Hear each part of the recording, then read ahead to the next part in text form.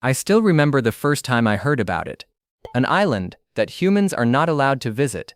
At first, I thought it was just another internet rumor, one of those exaggerated stories you scroll past and forget. But the more I read about it, the more real it started to feel.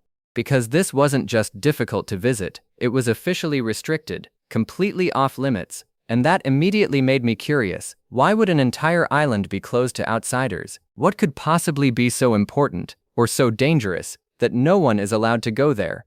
The island I'm talking about is known as North Sentinel Island. It's located in the Andaman Sea. Technically, it belongs to India, but no one is allowed to go there. Not tourists, not researchers, not even journalists. The government has made it clear. The island is protected and isolated. And that alone raises questions, because in today's world, almost every place on Earth is accessible in some way. But not this one. When I first saw it on a map, I thought maybe it's just a protected wildlife zone, like a nature reserve. But it's not that simple. This restriction is much stricter. Boats are not allowed to go near it. Planes don't fly low over it. Even approaching the shoreline is discouraged. That's when I understood, this isn't about tourism, this is about protection. What makes this island even more mysterious is something else.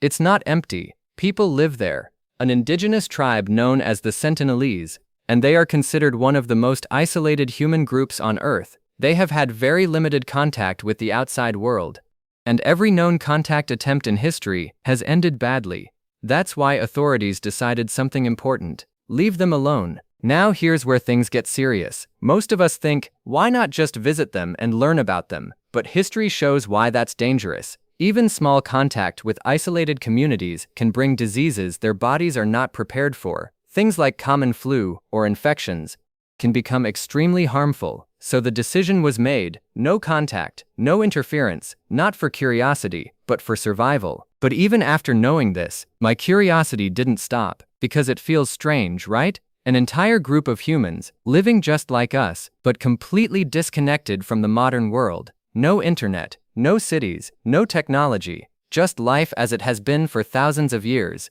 And I kept thinking, what does their world look like from their perspective? Do they even know what the outside world is like? Or do they believe their island is the entire world? We live in a world where everything is connected.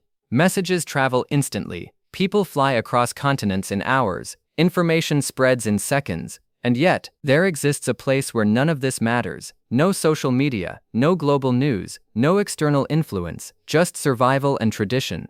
And somehow, that contrast feels unreal. The more I understood the situation, the more I realized something important. This isn't about mystery. It's about respect. Respecting a community that has chosen isolation, or at least has remained that way for generations, because interfering could permanently change their way of life.